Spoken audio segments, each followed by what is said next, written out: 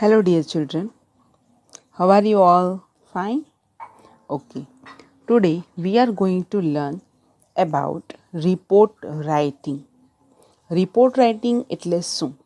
તો કે report writing એટલે અહેવાલ લેખન.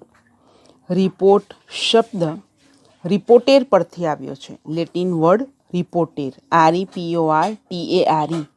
તો રી એટલે બેક અને પોર્ટેર એટલે ટુ કેરી. જે કંઈ પણ વસ્તુ બેકમાં એટલે કે પાસ્ટની અંદર બની ગઈ છે, ભૂતકાળની અંદર કોઈ પણ ક્રિયા બની ગઈ છે, કોઈ પણ પ્રસંગ બની ગયો છે અને તમે એ આંખે જોયો છે. હવે એ આંખે જોયેલો જે અહેવાલ છે તે તમારે કોઈકની સમક્ષ લખવાનો છે અથવા તો કહેવાનો છે. કોઈક વાર તમે ન જોયો હોય તો સાંભળેલું હોય, તો સાંભળેલો જે અહેવાલ છે તેને તમારે લખવાનો અથવા તો કહેવાનો છે. તો આને કહેવાય રિપોર્ટ રાઇટિંગ. રિપોર્ટ રાઇટિંગ એટલે અહેવાલ લેખન. પ્રસંગ બને ત્યારે બીજી વ્યક્તિ હાજર ન હોય તેને તે બનાવનો અહેવાલ આપવો. ફોર એક્ઝામ્પલ, 15મી ઓગસ્ટને દિવસે જે ધ્વજવંદન કાર્યક્રમ થાય છે તો એ કાર્યક્રમ વિશે કદાચ તમારા મિત્ર હાજર ન પણ રહી શક્યા હોય અને તમે એને અહેવાલ આપો કે અમારી શાળાની અંદર ધ્વજવંદનનો કાર્યક્રમ આ રીતે થયો હતો. તો આ બધા પ્રસંગને આપણે રિપોર્ટ રાઇટિંગની અંદર સમાવી શકીએ.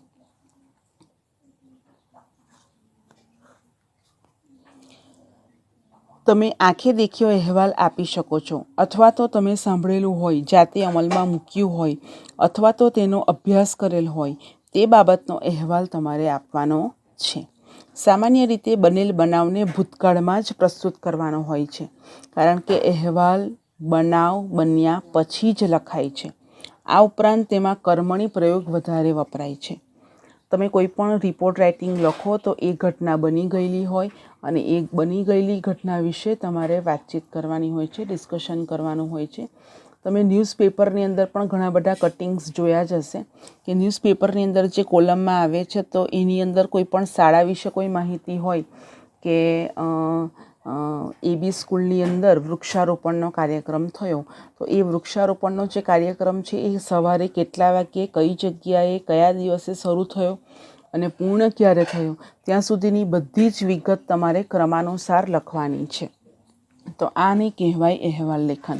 અને એ અહેવાલ લેખન માટે simple past tense, past continuous tense, past perfect tense અને પાસ્ટ કન્ટિન્યુઅસ પરફેક્ટ ટેન્સ, આ ચારે ચાર ટેન્સની અંદરનો મુખ્ય તમારે પાસ્ટ ટેન્સનો જ ઉપયોગ કરવાનો રહેશે, કારણ કે એ બનાવ ભૂતકાળની અંદર જ પ્રસ્તુત થઈ ગયો હતો, બની ગયો હતો અને તમારે એ ફરીથી વર્ણન કરવાનું છે. બરાબર છે બાળકો? એટલા માટે આપણે એને રિપોર્ટ રાઇટિંગ કહીશું. અને એની વધુ વિગતો માટે તમારા માટે હું અત્યારે અહીંયા સ્ટેપ ડિસ્કસ કરું છું, એટલે તમારે એ સ્ટેપ્સ જોવાના છે, સમજવાના છે. તો રિપોર્ટ રાઇટિંગના steps of report writing. Number 1, read the instruction of report writing. સૌપ્રથમ તો તમને સૂચના આપેલી હોય એ સૂચના તમારે વાંચવાની છે. તો કે તમને કયા પ્રકારની સૂચના પરીક્ષામાં હોઈ શકે? તો આવી પણ હોઈ શકે કે how do you celebrate the world environment day, write a report on it. કે તમે વર્લ્ડ એન્વાયરમેન્ટ ડેની સેલિબ્રેશન કેવી રીતે કર્યું તેનો રિપોર્ટ લખો. તો આ રીતે તમારે હોય તો તમારે પહેલાં સૂચના વાંચવાની છે, રિપોર્ટ શાનો છે એને સમજવાનો છે. Now second point, write the eye catching title. પહેલાં તો થિંક કરવાનું, રાઇટ કરો તે પહેલાં થિંક કરવાનું છે કે તમારે શાના વિશે રિપોર્ટ લેવાનો છે, લખવાનો છે. તો એ રિપોર્ટ રાઇટિંગમાં અહીંયા શું છે, how do you celebrate the world environment day. તો એની અંદરથી આઈ કેચિંગ એટલે આંખને ગમે એવું આકર્ષિત ટાઇટલ લેવાનું છે, કારણ કે એના 1 માર્ક છે. ટાઇટલનો 1 માર્ક અને અંદરના કન્ટેન્ટના 4 માર્ક રહેશે. આમ ટોટલ 5 માર્કનો રિપોર્ટ આવે છે. બરાબર છે બાળકો? તો how do you celebrate the world environment day. તો કે વર્લ્ડ એન્વાયરમેન્ટ ડે, તો કે celebration of the world environment day. આ એક એક્ઝામ્પલના રૂપે આ રીતે તમે એનું આઈ કેચિંગ ટાઇટલ લખી શકો છો. હું જે તમને મટીરિયલ આપીશ એ મટીરિયલની અંદર પણ થોડા ચેન્જીસ કરવાના છે. એની વિગતો હું તમને નેક્સ્ટની અંદર કહું છું. નાવ થર્ડ, આપણે ટાઇટલ લખી દીધા પછી શું ધ્યાનમાં રાખવાનું છે, તો કે યુઝ ઓનલી પાસ્ટ ટેન્સ, માત્ર પાસ્ટ ટેન્સનો જ ઉપયોગ કરો.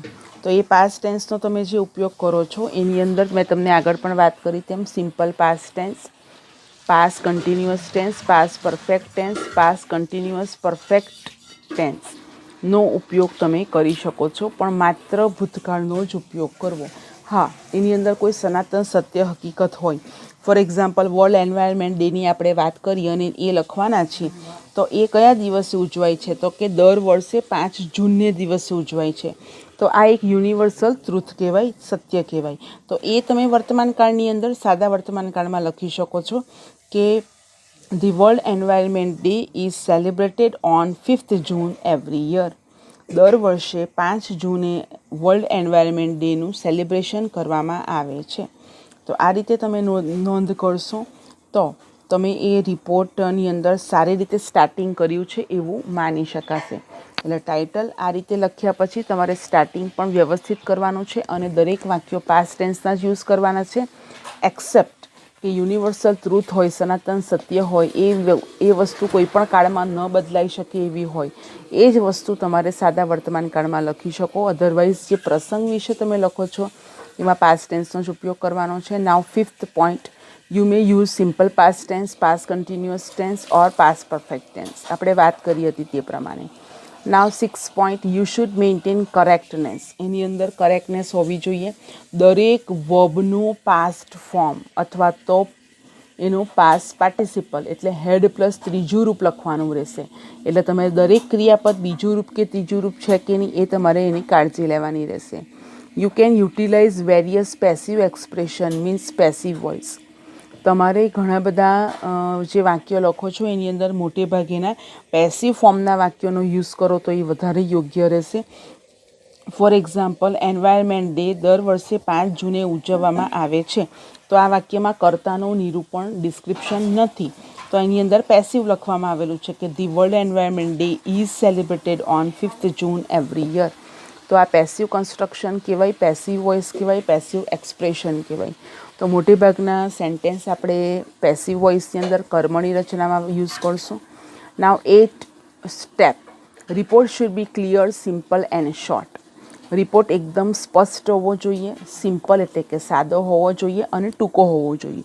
ટૂંકો એટલે એવું નહીં કે 2-3 લાઇનમાં પૂરો થઈ જાય. તમારું 1 પેજ જેટલું તો ભરાવવું જ જોઈએ, કારણ કે તમારા અક્ષર પણ મોટા હોય, એક લાઇનમાં 3 કે 4 જ શબ્દો પણ આવતા હોય, એટલા માટે 1 પેજ જેટલો તો હોવો જ જોઈએ. હા, હું તમને એસે જેટલો લખવાનું નથી કહેતી, પણ બધી ઘટનાઓ બરાબર એક ઘટનાનું નિરૂપણ વ્યવસ્થિત રીતે થવું જોઈએ કે સવારે જ્યારે સ્ટાર્ટ થયું ત્યાંથી એન્ડ થયું ત્યાં સુધીનું બધું ડિસ્ક્રિપ્શન આવવું જોઈએ.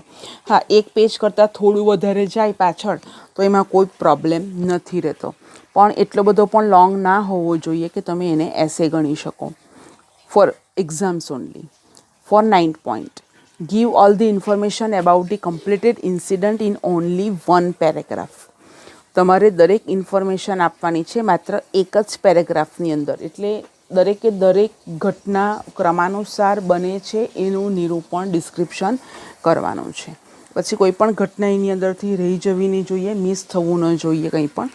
નાવ 10th step, after writing the title. હવે તમે ટાઇટલ વિશે લખવો છો, ટાઇટલ તમે લખી દીધું છે, અંદર કેવી રીતે લખવાનું છે એના સ્ટેપ્સ તમને સમજ પડી ગયા છે.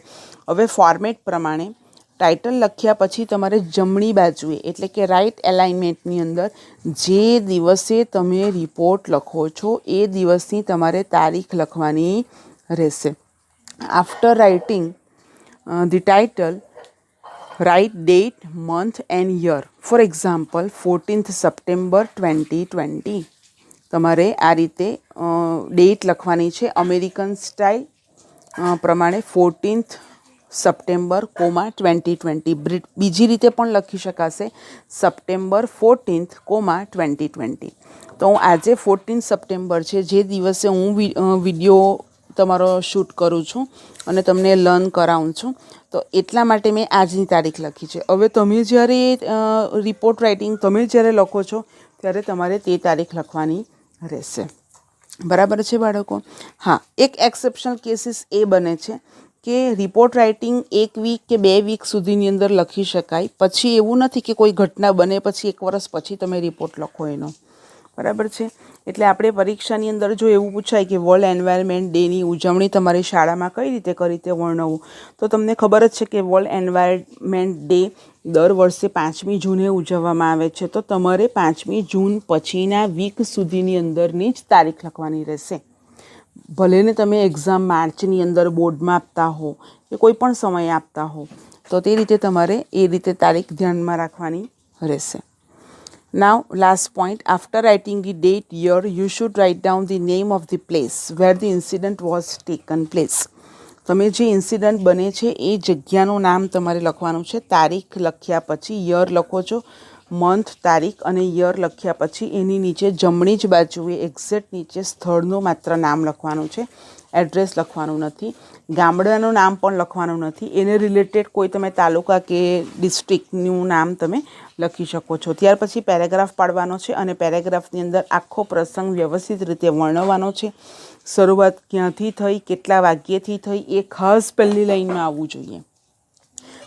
પહેલી બીજી લાઈનમાં તમારે એ વસ્તુ લખવી જ જોઈએ કે કયા દિવસે, કઈ તારીખે, કયા સમય, મોર્નિંગમાં, ઇવનિંગમાં ક્યારે તમે એ પ્રસંગ શરૂ કર્યો અને એન્ડિંગમાં તમે શું કર્યું, ત્યાં સુધીનો આખી એક ઘટના, આખો એક અહેવાલ એક જ પેરેગ્રાફની અંદર તમારે લખવાનો છે. એની અંદર કોઈ સેલ્યુટેશન પણ કરવાનું નથી, કોઈ સંબોધન ડિયર સર કે મેડમ એવું લખવાનું નથી. ખાસ ટાઇટલ લખવાનો છે, એનો 1 માર્ક છે. ત્યાર પછી તમે તારીખ, વાર અને સ્થળ લખો છો અને પહેલાં પેરેગ્રાફની અંદર સમય, જે ઘટના ઘટી છે તેનો સમય તમે લખો છો અને પેરેગ્રાફ શરૂ કરો છો. તમે શોર્ટની અંદર તમે એની ડિટેલ આપો છો તો એના તમારો 1 માર્ક રહેશે. તો આ 2 માર્ક પછી અંદરના કન્ટેન્ટની અંદરના 3 માર્ક છે. તો 11th અને 12thની અંદર 5 માર્કનો રિપોર્ટ આવે છે. 9th અને 10thની અંદર 4 માર્ક્સનો રિપોર્ટ આવે છે. પણ ટાઇટલ તો 9 to 12thની અંદર ટાઇટલનો તો 1 જ માર્ક છે, બરાબર. એટલે અહેવાલ લેખન તમારે આ રીતે લખવાનો રહેશે. હવે આપણે સ્ટેપ્સ જોયા પછી આપણે એના એક્ઝામ્પલ્સ જોઈ લઈએ, ફોર્મેટ જોઈ લઈએ. તો સ્ટેપ્સની અંદર જોઈએ તો 12 નંબર પર avoid monotonous and repeated words. કોઈ પણ એકનું એક એક્ઝામ્પલની વાત કરેલી હોય કે આપણે કંઈ પણ જોયેલું હોય તો કોઈ પણ એક વર્ડ્સ જો રિપીટ થયા કરતો હોય તો તેને આપણે એને રિમૂવ કરવાનો છે. કોઈ એક્ઝામ્પલ હોય તો એને પણ આપણે રિમૂવ કરવાના છે. આપણે ભલે ને ઘટના જોયેલી હોય તો એની અંદર એટલી બધી ડિટેલ નથી આપવાની કે કોઈ સામેવાળાને વાંચતા કંટાળો આવી જાય. So now next step, be careful about interesting beginning and effective ending.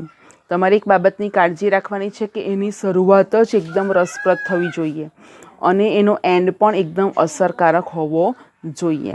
Now next is write all the informations of the completed incident. તમારે બધી જ જે માહિતી છે એ કમ્પ્લીટેડ ઇન્સિડન્ટની દરેક માહિતી અંદર આવવી જોઈએ. પછી કોઈ માહિતી અંદર રહી જવી નહીં જોઈએ. હા, તમે એની અંદર કોઈક તમને કંટાળાજનક બાબત લાગતી હોય તો એ વસ્તુ તમે લખી નહીં શકો, બરાબર છે. હવે ડિટેલની અંદર નહીં તો મારાથી નોટ થઈ શકે એની અંદર. હવે પ્રોગ્રામ હોય ને પ્રોગ્રામની અંદર કંઈ પણ એવું હોય કે અમે આ પ્રસંગની અંદર આટલા વાગે પ્રોગ્રામ શરૂ કર્યો હતો, પ્રોગ્રામમાં ગેસ્ટ આવ્યા હતા, ગેસ્ટને સન્માન કર્યું હતું, ત્યાર પછી કોઈ સ્પીચ આપી હતી, પ્રિન્સિપલ સરે સ્પીચ આપી હતી, ત્યાર પછી ઇલોક્યુશન કોમ્પિટિશન સ્ટાર્ટ થઈ હતી અને ત્યાર પછી 25 વિદ્યાર્થીઓએ પોતાનું ઇલોક્યુશન 3 મિનિટની અંદર એક જણે બોલવાનું હતું તો એ અમારે આટલા વાગે કમ્પ્લીટ થયું અને લાસ્ટની અંદર વિનર્સના નામ અનાઉન્સ કરવામાં આવ્યા હતા અને એના નામ આ પ્રમાણે હતા. બસ આ રીતે તમારે માહિતી લખવાની છે. પછી એવું નહીં થાય કે કોઈ અંદર લંચ બ્રેક પાડે અને લંચ કરે અને તે લંચની અંદર કઈ કઈ વસ્તુઓ તમે જમ્યા અને એનું બધું ડિસ્ક્રિપ્શન કરીને એને લંબાવવાનો પ્રયત્ન કરે તો એ રિપોર્ટ રાઇટિંગ નથી. So please keep in mind that. ના 14th નંબરની અંદર write all the informations of the completed incident. 15 follow the format of the report writing. હવે જે ફોર્મેટ તમને આપવામાં આવે છે અને એનો ડેમો તમારી પાસે રિપોર્ટ રાઇટિંગના PDF ફાઇલની અંદર પણ છે. જે રિપોર્ટ રાઇટિંગના મટીરિયલમાં 12 રિપોર્ટ રાઇટિંગ આપેલા છે એ PDF ફાઇલની તમે પ્રિન્ટ પણ કરાવી શકો અથવા તો એ તમે તમારા લેપટોપની અંદર કે ફોનની અંદર પણ તમે વાંચી શકો છો. તો એનો ફોર્મેટ તમારે યુઝ કરવાનો છે. પહેલાં જે ઇન્સ્ટ્રક્શન લખી છે ક્વેશ્ચન પેપરની અંદર તે તમારે ઇન્સ્ટ્રક્શન વાંચી લેવાની છે અને ફોર્મેટની શરૂઆત ટાઇટલથી થશે. તમે ઇન્સ્ટ્રક્શન ન લખો તો ચાલશે, પણ તમારે ટાઇટલ લખવાનું છે. ટાઇટલ લખી દીધા પછી ટાઇટલ આઈ કેચિંગ હોવું જોઈએ, 3 થી 4 શબ્દોમાં હોવું જોઈએ. પછી તમારે એને બોક્સમાં મૂકી દેવાનું છે અથવા તો અંડરલાઇન કરવાની રહેશે. ત્યાર પછી તમારે જમણી બાજુએ ડેટ, મંથ અને યર લખવાનો છે. તેની પદ્ધતિ મેં તમને બતાવી છે. ફોર એક્ઝામ્પલ, આજની તારીખ 14 સપ્ટેમ્બર 2020. તો આ તારીખની અંદર તમારે કઈ રીતે લખવાની છે તારીખ? તો 2 રીતે તમે લખી શકો છો. 14 સપ્ટેમ્બર, 2020 આ રીતે, અથવા સપ્ટેમ્બર 14, 2020. અને એની નીચે આ બેમાંથી એક તમે પેટર્ન સિલેક્ટ કરો અને એ લખી દો. ત્યાર પછી નીચે સ્થળનું નામ લખવાનું છે અને એની અંદર પણ આપણે વાત કરી તે પ્રમાણે સિટીનું નામ લખવાનું રહેશે. તમે જ્યાં બેસીને ઈમેલ લખો છો અથવા જે ઘટના જે સ્થળે બની છે તે તમે સ્થળનું નામ તમારે લખવાનું રહેશે. ત્યાર પછી તમારે એક પેરેગ્રાફની અંદર શરૂ કરવાનું છે. વાક્યની પેરેગ્રાફની અંદર ભૂતકાળનો જ ઉપયોગ કરવાનો છે. મોટેભાગના વાક્યો પેસિવમાં પણ લખવાના છે અને કહ્યું તે પ્રમાણે સનાતન સત્ય હોય એટલા જ વાક્યો, ન બદલી શકાતી હોય એવી પરિસ્થિતિના જે વાક્યો છે એ જ માત્ર સાદા વર્તમાનકાળની અંદર આવશે. બાકીના તમારે વાક્યો ભૂતકાળની અંદર જ લખવાના છે અને શરૂઆતની અંદર પહેલાં, બીજા, ત્રીજી લાઇનની અંદર તમારે સમયનો ઉલ્લેખ કરવાનો રહેશે કે જે ઘટના છે કે કોઈ પ્રોગ્રામ છે કે કંઈ પણ રિપોર્ટમાં જે મેટર છે એ કેટલા વાગ્યે બની હતી, કયા સ્થળે બની હતી, એનું ડિસ્ક્રિપ્શન તમારે પહેલાં જ મેટરની અંદર આપી દેવાનું રહેશે. અને ત્યાર પછી જેમ જેમ ઘટના બને છે તેમ તેમ ક્રમાનુસાર એ ઘટના લખતી જવાની છે અને એન્ડિંગની અંદર કઈ રીતે એન્ડ થયો તો એ ઇમ્પ્રેસિવ એન્ડ અંદર બરાબર હોવો જોઈએ. બરાબર છે બાળકો? ત્યાર પછી એની અંદર કંઈ પણ એન્ડિંગ, ક્લોઝર, એન્ક્લોઝ કંઈ પણ કરવાનું રહેતું નથી કે થેન્ક યુ કે રિગાર્ડ્સ કે એવું ઈમેલ રાઇટિંગની જેમ તમારે કંઈ પણ લખવાનું રહેતું નથી. તો આ રીતે બાળકો રિપોર્ટ છે અને રિપોર્ટના મટીરિયલની અંદર હવે આપણે જોઈશું. Now take your material of report writing. There are 12 report writing. It is the syllabus for 11th and 12th also. બાળકો 11 અને 12માં બંને ધોરણની અંદર આપણે આ જ રિપોર્ટ કરવાના રહેશે. આ રિપોર્ટ એક તમારા ગાઈડન્સ માટે છે, એક મોડેલ સ્પેસિમેન છે. એના સિવાય પણ તમારી પાસે જેટલા રિપોર્ટ મટીરિયલમાં હોય, ગ્રામર બુકમાં હોય તો તમે એને વાંચી શકો છો. આપણી પાસે જે 12 રિપોર્ટ છે એની અંદર ફર્સ્ટ 6, પહેલું, બીજું, ત્રીજું, ચોથું, પાંચમું અને છઠ્ઠું, એટલા 6 રિપોર્ટ આપણે ફર્સ્ટ ટર્મની અંદર કરવાના રહેશે. તો આપણે જોઈ લઈએ. પહેલું રિપોર્ટ રાઇટિંગ છે, a prize distribution ceremony was at your school last week, કે તમારી શાળાની અંદર ગયા અઠવાડિયે એક ઇનામ વિતરણ કાર્યક્રમ યોજાયો હતો.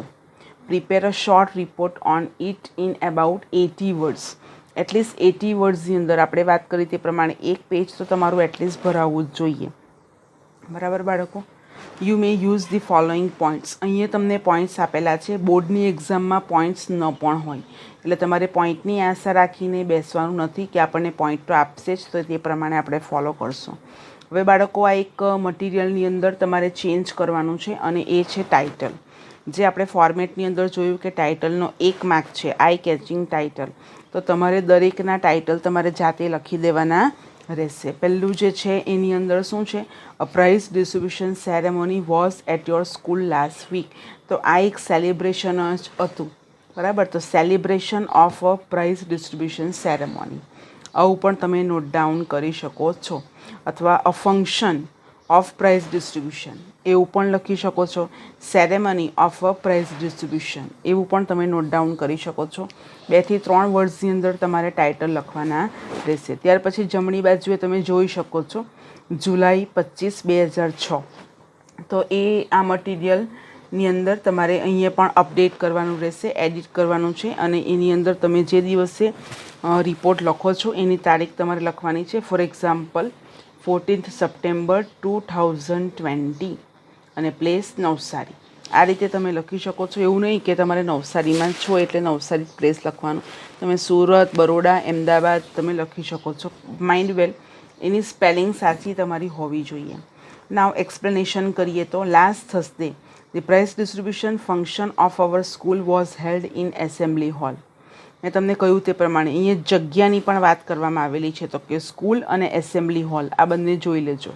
તો અમારી શાળાની અંદર સભાખંડની અંદર એસેમ્બલી હોલ સભાખંડની અંદર ગયા ગુરુવારે ઇનામ વિતરણનો કાર્યક્રમ હતો, યોજવામાં આવ્યો હતો. Shri Ambani the famous industrialist was the chief guest. અને આ ફંક્શનની અંદર શ્રી અંબાણી કે જે ખૂબ જ પ્રખ્યાત ઉદ્યોગપતિ છે તે અમારા ચીફ ગેસ્ટ હતા.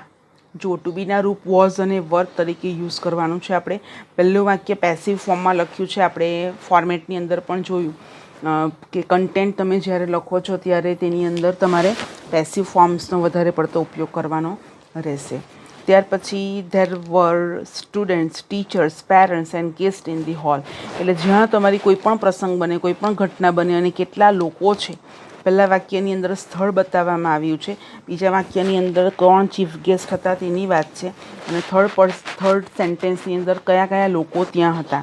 તો કે સ્ટુડન્ટ્સ હતા, ટીચર્સ હતા, પેરેન્ટ્સ હતા, ગેસ્ટ હતા, આટલા બધા હોલની અંદર હતા. તો એ તમારે નોટ ડાઉન કરવાનું છે. The function began with a prayer. Function શાનાથી સ્ટાર્ટ થયું? તો કે પ્રેયરથી સ્ટાર્ટ થયું. After a welcome speech by the principal the chief guest gave away the prizes. Welcome speech જેવી પતી ગઈ તરત જ ધી ચીફ ગેસ્ટ હતા એમણે ગેવ અવે ધી પ્રાઇઝીસ આપવાની એમણે શરૂ કરી. Kush Sarothiya won the best student award. એટલે સ્કૂલની અંદર ફંક્શન છે એટલે એ સ્કૂલના બાળકોને જ પ્રાઇઝ આપવામાં આવે. તો કુશ સરોઠિયા નામનો જે છોકરો છે એને બેસ્ટ સ્ટુડન્ટનો એવોર્ડ મળ્યો હતો. Chirag Shah was the best sportsman of the year. એટલે આખા વર્ષના બેસ્ટ સ્પોર્ટ્સમેન તરીકે ચિરાગ શાહને પ્રાઇઝ મળ્યું. All the winners were cheered by those parents. they were clapping. Kashish Patel, one of the prize winners, gave speech. The chief guest congratulated the winners and praised the activities of the school.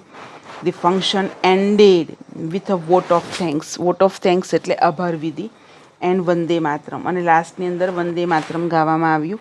After the function there was a grand party for all the students. બધા જ બાળકો માટે ખૂબ જ ભવ્ય પાર્ટીનું પણ આયોજન કરેલું હતું. હવે બાળકો અહીંયા નીચે તમે જોઈ શકો છો ડિફિકલ્ટ વર્ડ્સ પણ ત્યાં બધા આપેલા છે. બાળકો આ રીતે તમારે અહીંયા જે ફર્સ્ટ ઈમેલ આપેલો છે ફર્સ્ટ રિપોર્ટ આપ્યો છે તે પ્રમાણે તમારે ફર્સ્ટ રિપોર્ટ આખો કમ્પ્લીટ કરવાનો રહેશે. તો તમને આની અંદર ખ્યાલ આવી જ ગયો હશે કે તમારે કેવી રીતે લખવાનું છે. ત્યાર પછી આપણે સેકન્ડની અંદર જોઈએ તો ટર્ન યોર પેજ. સેકન્ડ ઉપર છે તમારી પાસે there was a fire in your neighbours house. બરાબર. On the eve of Diwali. Eve એટલે ઓકેઝન. બરાબર.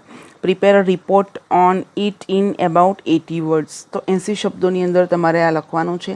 હવે આની અંદર તમે કંઈ બહુ ખુશ છો એવું બધું લખી નહીં શકાય, કારણ કે તમારા નેબરનું ઘર સળગી રહ્યું છે દિવાળીના પ્રસંગે, દિવાળીના તહેવારે. તો એની અંદર કઈ સિચ્યુએશન હોઈ શકે, તો એની અંદર આપણે માહિતી થોડી જોઈ લઈએ. તો સૌપ્રથમ તમારે ટાઇટલ લખવાનું રહેશે. ટાઇટલની અંદર શું આવશે તમારું?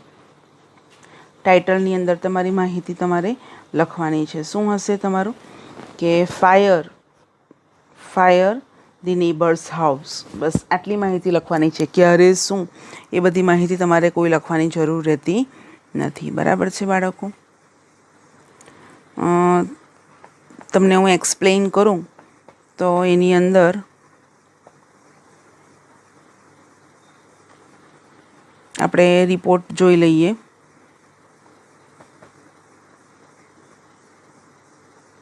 Yes, yesterday was Diwali and children were bursting crackers in my neighborhood. ગઈકાલે દિવાળી હતી અને બાળકો, અમારા પડોશીઓના બાળકો પાડોશની અંદર ફટાકડાઓ ફોડી રહ્યા હતા. Suddenly a rocket entered the house. અચાનક જ એક રોકેટ હાઉસની અંદર એન્ટર થયું. And there was a fire. અને તરત જ ત્યાં આગ લાગી ગઈ. There were loud સ્ક્રીમ્સ. I rush out. બહુ બધા ચીસો પાડતા હતા. સ્ક્રીમ એટલે ચીસો પાડવી. આઈ રશ્ડ આઉટ. જો અહીંયા દરેક ક્રિયાપદો કેવા આપ્યા છે, ટુ બીના રૂપો. પહેલા સેન્ટેન્સની અંદર વર એ ભૂતકાળનું રૂપ છે. બીજા સેન્ટેન્સની અંદર રોકેટ એન્ટર્ડ થાય છે તો એન્ટર્ડ ઈડી લગાવેલું છે.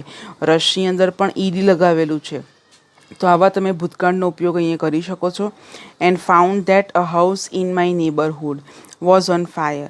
Big flames and clouds of smoke were coming out from the building. અને બિલ્ડિંગની અંદરથી બહુ મોટી મોટી જ્વાળાઓ, ફ્લેમ્સ એટલે જ્વાળાઓ, અને ક્લાઉડ્સ એટલે અહીંયા ધુમાડાના ગોટા. બરાબર, ક્લાઉડ્સ ઓફ સ્મોક, ધુમાડાના ગોટા. એકદમ અંધારું થઈ ગયું અને બિલ્ડિંગમાંથી એ કાળો ધુમાડો બહાર આવતો હતો. For children and their mother were inside the house. બરાબર, મધર અને ચિલ્ડ્રન બાળકો પણ ઘરની અંદર જ હતા. Many people rushed out from their house. તે લોકોના ઘરમાંથી પણ ઘણા બધા લોકો હશે તે બહાર આવવા માંડ્યા. I immediately call the fire brigade. અને મેં તરત જ, તમે પણ રિપોર્ટ રાઇટિંગ લખો ત્યારે તમારું શું અંદર રોલ છે એ તમારો રોલ પણ તમારે લખવો પડે. કે પ્રાઇઝ ડિસ્ટ્રીબ્યુશન હોય તો મને પણ આ ઇનામ મળ્યું હતું, અથવા તો મેં સ્પીચ આપી હતી, એવું લખી શકાય. બરાબર છે. તમારો પણ રોલ શું હતો એ રિપોર્ટ રાઇટિંગની અંદર તમે તે ઇન્ડિકેટ કરી શકો છો. અહીંયા તમે ફાયર જે થાય છે, હાઉસ ફાયર થાય છે એ તમે જોઈ રહ્યા છો. The fire brigade came soon and started immediate efforts to save the human lives. ફટાફટ મેં જેવો ફોન કર્યો એટલે તરત જ ફાયર બ્રિગેડ આવી ગઈ અને બધાને તરત જ માનવના જીવનોને બચાવવા માંડી. They took out tall ladders. ઘણી મોટી નિસરણીઓ તે લોકો લાવ્યા હતા, અને વોટર હોસીસ, અને એ લોકો પાણીના પંપ પણ ત્યાં લાવ્યા હતા. તે દ્વારા એ લોકોએ પાણી છાંટવા માંડ્યું. The fire outside the house were throwing water from the hose pipe. અને જ્યાં એ હોસ પાઇપ વડે જ્યાં પાણી છાંટવામાં આવ્યું એટલે તરત જ ઘરની અંદર આગ બુઝાવવા માંડી. At last the children and their mother were taken out. બાળકો અને માતાને બહાર કાઢવામાં આવ્યા. Then they were taken to the nearby hospital. તરત જ ફર્સ્ટ એડ કરવા માટે હોસ્પિટલમાં લઈ ગયા. The fire was completely put out in an hour. An hour એટલે 1 કલાક. 1 કલાકની અંદર તરત જ આગ જે હતી એ બંધ થવા માંડી, શાંત થવા માંડી. The furniture and the other things on the ground floor were destroyed. અને જે ગ્રાઉન્ડ ફ્લોર પર જે ફર્નિચર હતું, બીજી બધી અલગ અલગ વસ્તુઓ હશે તે બધી પણ નાશ પામવા માંડી. But there was no loss of life.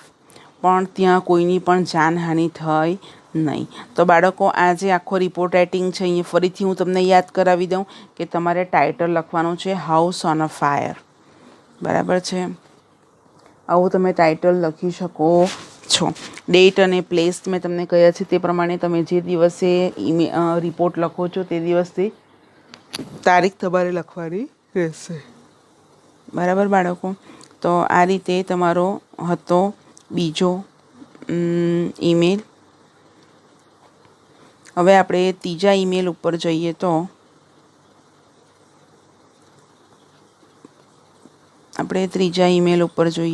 તો તમારે આ પરીક્ષા માટે ત્રીજો, ચોથો, પાંચમો અને છઠ્ઠો, આમ 6 જે પહેલા ઈમેલ છે તે તમારે વાંચવાના છે. બરાબર બાળકો, સમજ પડી ગઈ તમને?